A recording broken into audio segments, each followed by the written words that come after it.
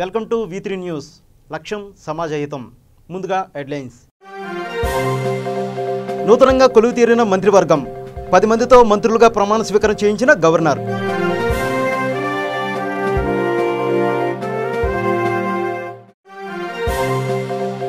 తనకే బాధ్యతలు అప్పగించిన ఓకే అన్న హరీష్ రావు. టీఆర్ఎస్ పార్టీలో తాను ఒక సైనికుడిని అన్న డబుల్ షూటర్.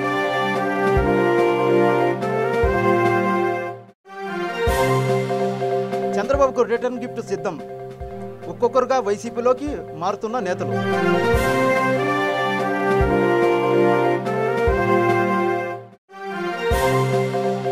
అటకెక్కుతున్న డబుల్ బెడ్రూమ్ పథకం. బిల్లులు పెండింగే కారణమంటున్న బిల్డర్లు.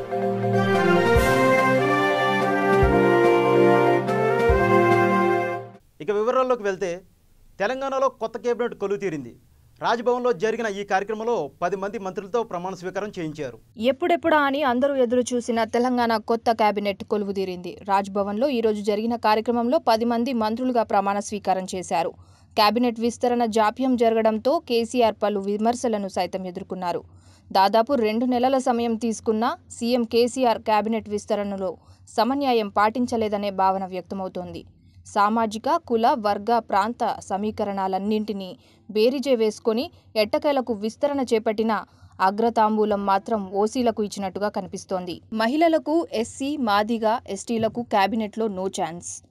తెలంగాణ రాష్ట్రంలో కొలువుదీరిన కొత్త కేబినెట్ విస్తరణలో తన కుటుంబ సభ్యులైన హరీష్ రావు, కేటీఆర్లకు చోటు కల్పించలేదు. సామాజిక సమీకరణాలతోనే మంత్రివర్గాన్ని ఏర్పాటు చేసిన కేసీఆర్ మహిళలకు స్థానమిస్తారని అందరూ భావించారు.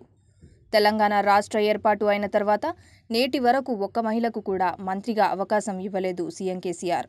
ఇక రెండో దఫా అధికారంలోకి వచ్చాక కూడా తొలి విస్తరణలో మహిళలకు సైతం స్థానం దక్కలేదు. ఇక ఎస్టీలకు, ఎస్సీ, మాదిగ కులానికి కేబినెట్లో గతంలోనూ ఓసీలకే పెద్దపీట ఇచ్చారు. తాజాగా తొలి కేబినెట్ విస్తరణలో 4 పాత మంత్రులు ఈటెల తలసాని, జగదీష్ రెడ్డి, ఇంద్రకిరణ్ రెడ్డిలు కొనసాగుతున్నారు. ఇక మిగిలిన వారు కొత్తవారు. కేసీఆర్ ఈ విస్తరణలో రెడ్డి సామాజిక వర్గానికి ప్రాధాన్యం ఇచ్చినట్టు కనిపిస్తోంది. మొత్తం 10 మందిలో 5 రెడ్డి సామాజిక వర్గానికి చెందిన వారైతే 3 బీసీ, 1 వెలమ, 1 ఎస్సీల్లోని మాల సామాజిక వర్గానికి చెందిన నేతలు. మొత్తంగా కేసీఆర్ కేబినెట్లో ఉన్న 12 మందిని లెక్క చూస్తే సీఎంతో సహా 7 ఓసీలే. 1 మైనారిటీకి, 1 ఎస్సీ, మాలకు, 3 బీసీలకు మాత్రమే కేసీఆర్ కేబినెట్లో స్థానం దక్కింది. ఇలా కేబినెట్ విస్తరణలో కేసీఆర్ రెడ్డి సామాజిక వర్గానికి ఎక్కువ ప్రాధాన్యతనిచ్చారనే అంశం రాజకీయ వర్గాల్లో చర్చనీయాంశంగా మారింది. సామాజిక సమీకరణాలు ఏమాత్రం పాటించకుండా కేసీఆర్ నిర్ణయం తీసుకున్నారని అభిప్రాయం వ్యక్తమవుతోంది. తెలంగాణ రాష్ట్రంలోని గత కేబినెట్లోనూ కేసీఆర్ ఓసీలకే పట్టం కట్టినట్లుగా తెలుస్తోంది. ఇక ఈసారి అదే కొనసాగింది. ఇప్పటి వరకు చేసిన మంత్రివర్గ విస్తరణ టీఆర్ఎస్ పార్టీ శ్రేణులకు ఏమాత్రం తృప్తినివ్వలేదు. కొత్త మంత్రుల సామాజిక నేపథ్యం చూస్తే కొప్పుల ఈశ్వర్ ఎస్సీ, మాల సామాజిక వర్గానికి చెందినవారు. జగదీశ్వర్ రెడ్డి, నిరంజన్ రెడ్డి, ప్రశాంత్ రెడ్డి, ఇంద్రకరణ్ రెడ్డి, మల్లారెడ్డిలు రెడ్డి సామాజిక వర్గానికి చెందినవారు కాగా ఎర్రబెల్లి దయాకర్ రావు వెలమ సామాజిక వర్గానికి చెందినవారు. ఇక ఈటెల రాజేందర్ బీసీ ముదిరాజ్ సామాజిక వర్గానికి చెందినవారు కాగా తలసాని శ్రీనివాస్ యాదవ్ బీసీ యాదవ సామాజిక వర్గానికి చెందినవారు. ఇక శ్రీనివాస్ గౌడ్ బీసీ గౌడ కులానికి చెందినవారు. సామాజిక సమతుల్యత పాటించాలని, బీసీలకు కేబినెట్లో సమన్యాయం చేయాలని, రాష్ట్రంలో అత్యధికంగా ఉన్న బీసీలకు కేబినెట్లో 50% అవకాశం కల్పించాలని బీసీ సంక్షేమ సంఘం రాష్ట్ర అధ్యక్షుడు శ్రీనివాస్ గౌడ్ సీఎం కేసీఆర్ను డిమాండ్ చేశారు. అయినప్పటికీ ఇప్పటి వరకు ఏర్పాటైన కేసీఆర్ కేబినెట్లో బీసీలకు సమన్యాయం జరగలేదు అన్న భావన వ్యక్తమవుతోంది. మొత్తం మీద కేసీఆర్ కేబినెట్ ఓసీలకు ప్రథమ తాంబూలం ఇచ్చినట్లుగా కనిపిస్తోంది. ఉద్యమ సమయం నుండి పార్టీలో కీలకంగా పనిచేసిన నేతలకు, చాలా మంది సీనియర్ నేతలకు మంత్రివర్గంలో స్థానం దక్కకపోవడంపై రాష్ట్ర వ్యాప్తంగా ఉన్న టీఆర్ఎస్ శ్రేణుల్లో అసంతృప్తి నెలకొంది. అయినా ఎవరూ గులాబీ బాస్ ముందు తమ అసంతృప్తిని వెళ్లగక్కే అవకాశం లేదు.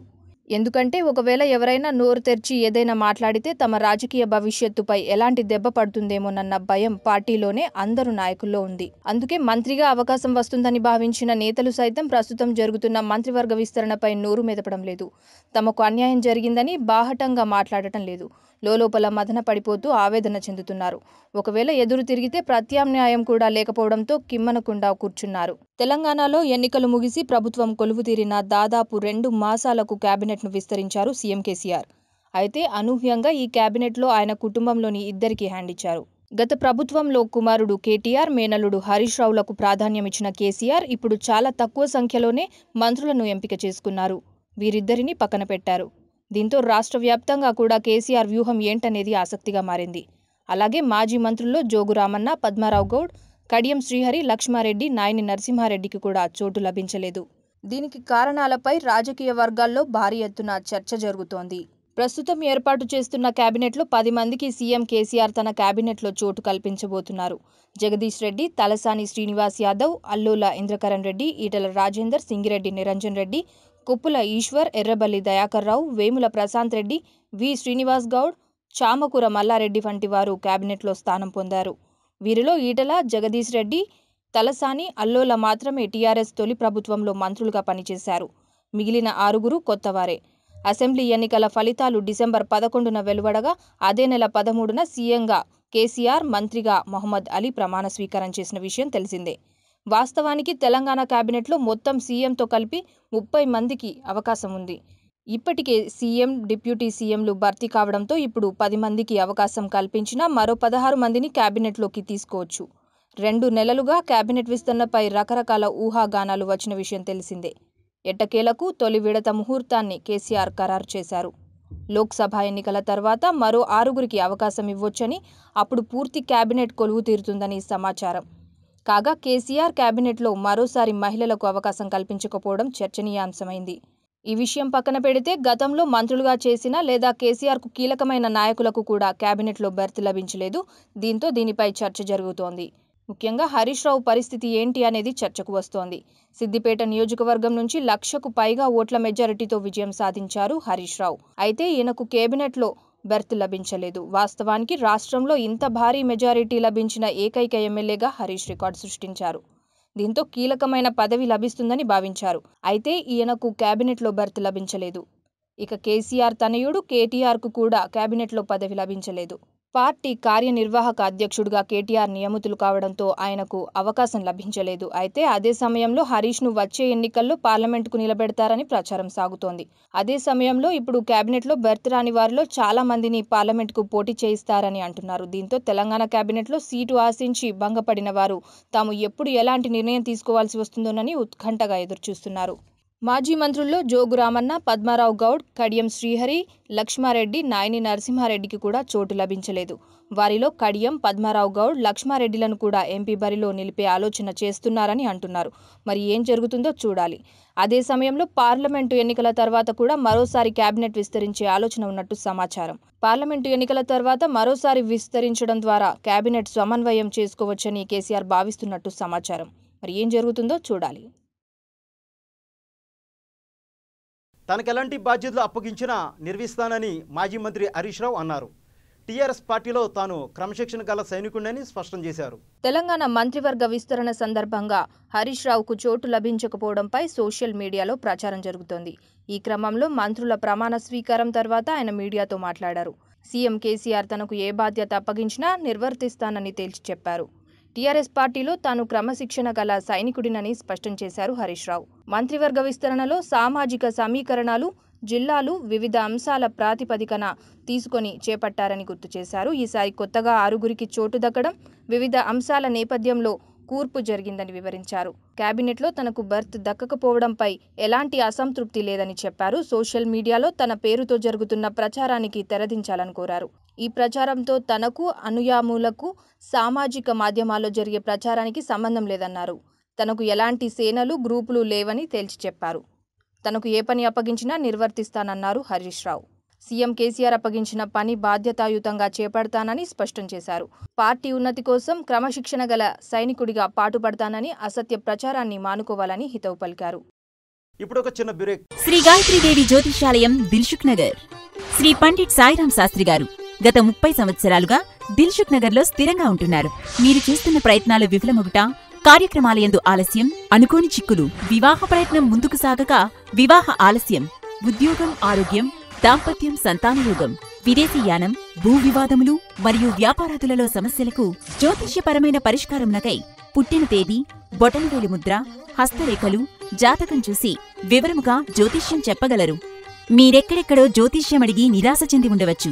ఒక్కసారి శ్రీ సాయిరాం శాస్త్రి గారిని సంప్రదించండి. గమనిక: స్త్రీ పురుషుల ఎటువంటి జీవిత సమస్యలకైనా పూజ, హోమం, అంజనం, యంత్రం, మంత్రం ద్వారా 9 రోజుల్లో గాయత్రీదేవి సాయిబాబా పూజ చేసి శాస్త్రోక్తంగా పరిష్కారం చూపగలరు.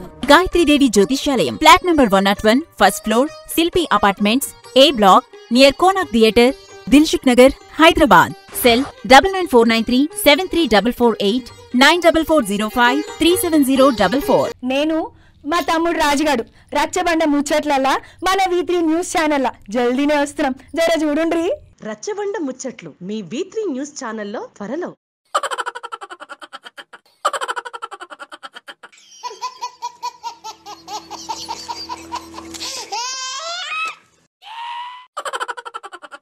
గిలిగిలిగా త్వరలో మీ V3 న్యూస్ ఛానల్లో.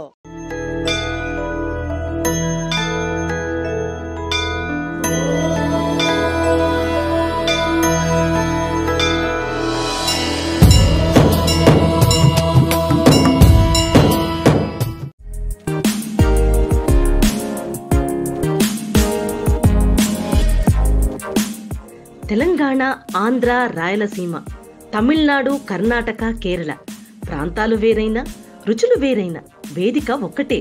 మన రుచులు త్వరలో మన V3 న్యూస్ ఛానల్లో. Welcome back. ఆంధ్రప్రదేశ్ ముఖ్యమంత్రి నారా చంద్రబాబు నాయుడుకి వ్యతిరేకంగా తెలంగాణ ముఖ్యమంత్రి కేసీఆర్ వ్యూహాన్ని రచించి అమలు చేస్తున్నట్లు కనిపిస్తున్నారు. ఆంధ్రప్రదేశ్లో చంద్రబాబు నాయుడు ఓడించి వైఎస్ఆర్ పార్టీ అధ్యక్షుడు జగన్మోహన్ రెడ్డిని గెలిపించేందుకు పక్కా ప్రణాళిక సిద్ధం చేసినట్లు తెలుస్తుంది.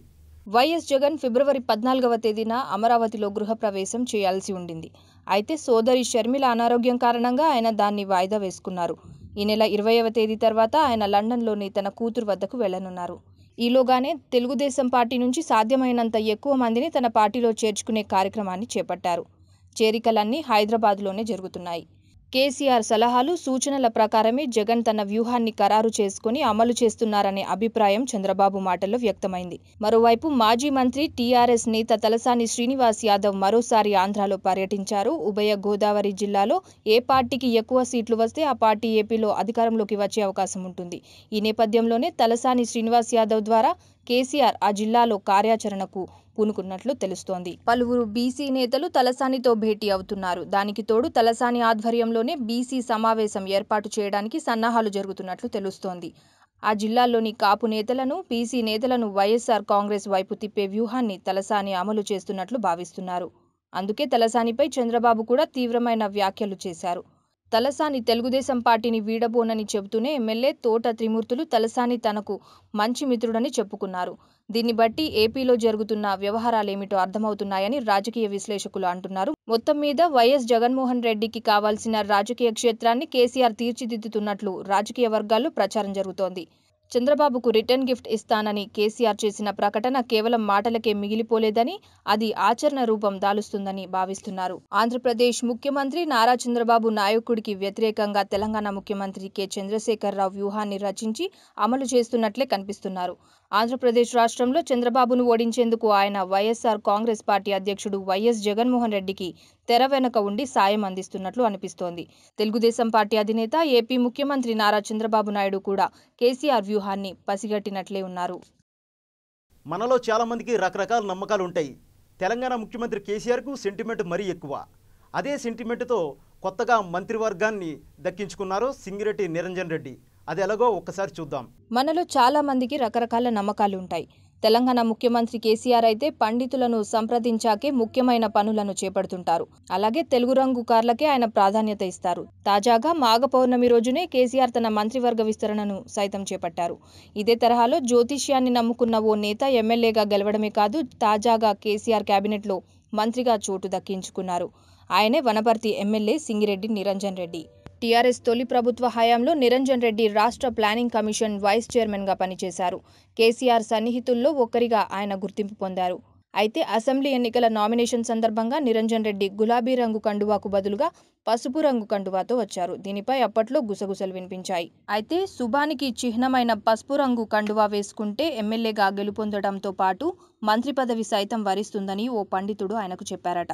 దీంతో పసుపు రంగు కండువాతోనే నిరంజన్ రెడ్డి నామినేషన్ వేశారు. అనుకున్నట్లుగానే సెంటిమెంట్ కలిసొచ్చి ఆయన ఎమ్మెల్యేగా గెలవటంతో పాటు మంత్రి పదవిని సైతం దక్కించుకున్నారు. దీంతో అదృష్టమంటే తమదేనని నిరంజన్ రెడ్డి అనుచరులు తెగ సంతోషపడిపోతున్నారు.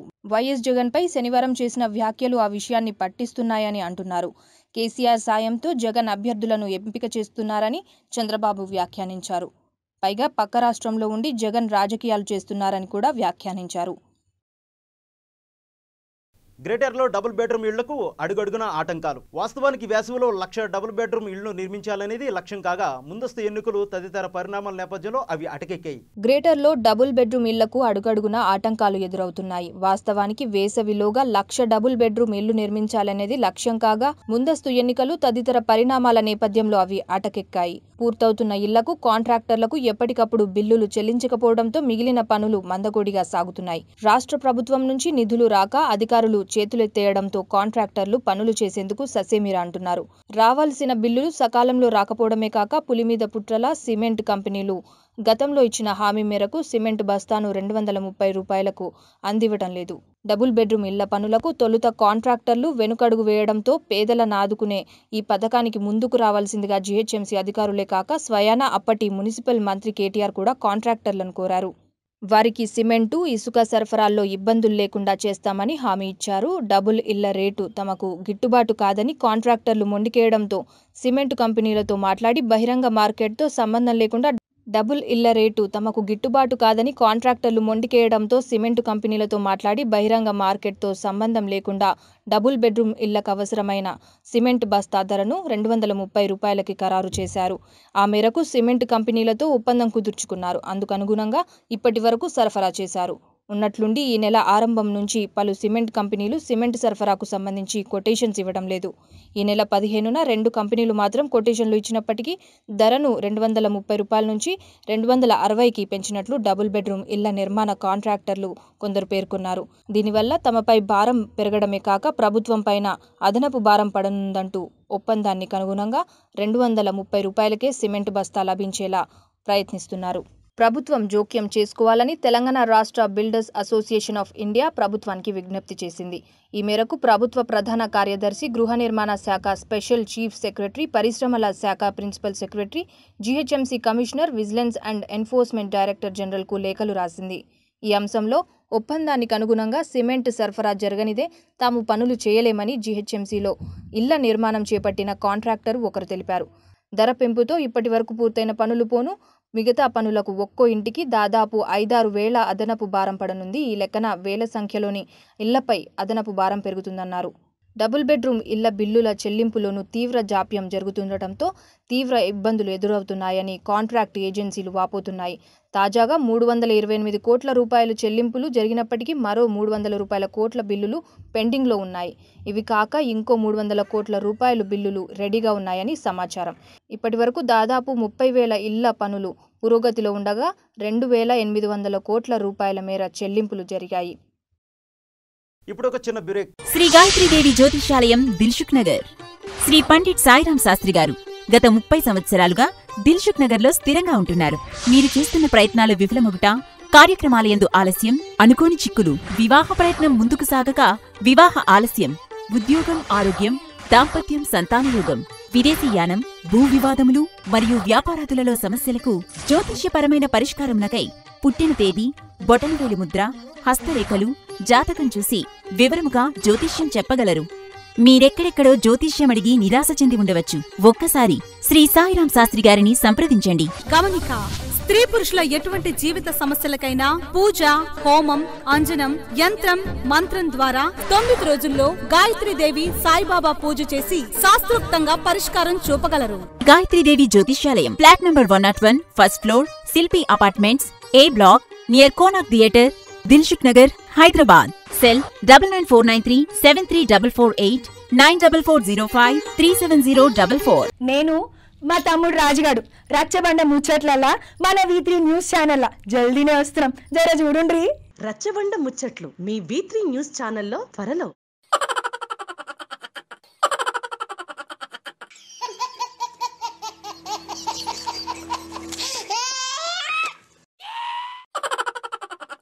గిలిగిలిగా త్వరలో మీ V3 న్యూస్ ఛానల్లో.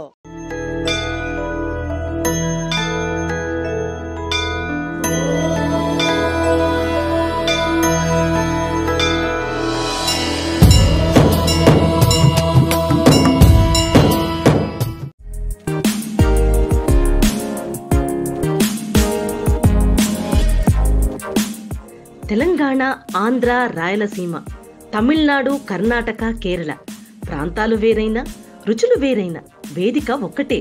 మన రుచులు త్వరలో మన V3 న్యూస్ ఛానల్లో. Welcome back. Telangana Congress party working president Revanth Reddy ఓటుకు నోటు కేసులో ఈడీ ఎదుట హాజరయ్యారు. గత వారం ఈ కేసుకు సంబంధించి VM నరేందర్ రెడ్డి ఆయన తనయులను ఈడీ విచారించిన విషయం తెలిసిందే. Telangana Congress party working president Revanth Reddy మంగళవారం ఓటుకు నోటు కేసులో ఎన్ఫోర్స్మెంట్ డైరెక్టరేట్ ఈడీ ఎదుట హాజరయ్యారు. కేసుకు సంబంధించిన పత్రాలతో ఈడీ అధికారుల ముందు రేవంత్ రెడ్డి హాజరయ్యారు. గత వారం ఈ కేసుకు సంబంధించి నరేందర్ రెడ్డి ఆయన తనయులను ఈడీ విచారించిన విషయం తెలిసిందే. 2015 మే 30న ఎమ్మెల్సీ ఎన్నికల నేపథ్యంలో రేవంత్ రెడ్డి 50 లక్షల రూపాయలతో పోలీసులకు పట్టుబడిన విషయం తెలిసిందే. ఓటుకు కోట్లు కేసులో నరేందర్ రెడ్డిపై కూడా ఆరోపణలు వచ్చాయి. ఆ సమయంలో టీడీపీ కార్యనిర్వాహక అధ్యక్షుడిగా ఉన్న రేవంత్ రెడ్డి ఎమ్మెల్సీ ఎన్నికల్లో నరేందర్ రెడ్డిని గెలిపించుకునేందుకు నామినేటెడ్ ఎమ్మెల్యే స్టీఫెన్సన్ను ప్రలోభపెడుతూ 50 లక్షల రూపాయలతో రెడ్ హ్యాండెడ్గా పట్టుపడ్డారు. ఈ కేసులో ప్రధాన సూత్రధారి టీడీపీ అధినేత చంద్రబాబు నాయుడేనని ఆరోపణలు కూడా వచ్చాయి.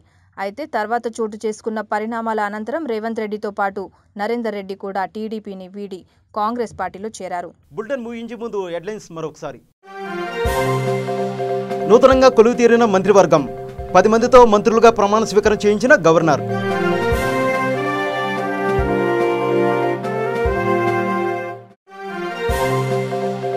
తనకే బాధ్యతలు అప్పగించిన ఓకే అన్న హరీష్ రావు. టీఆర్ఎస్ పార్టీలో తాను ఒక సైనికుడిని అన్న డబుల్ షూటర్.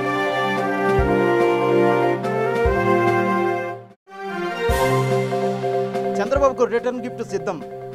ఒక్కొక్కరుగా వైసీపీలోకి మారుతున్న నేతలు.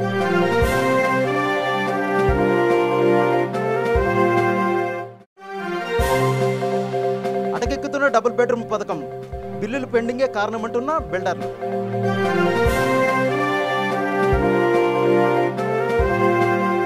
చూస్తూనే ఉండండి V3 న్యూస్. లక్ష్యం సమాజ హితం.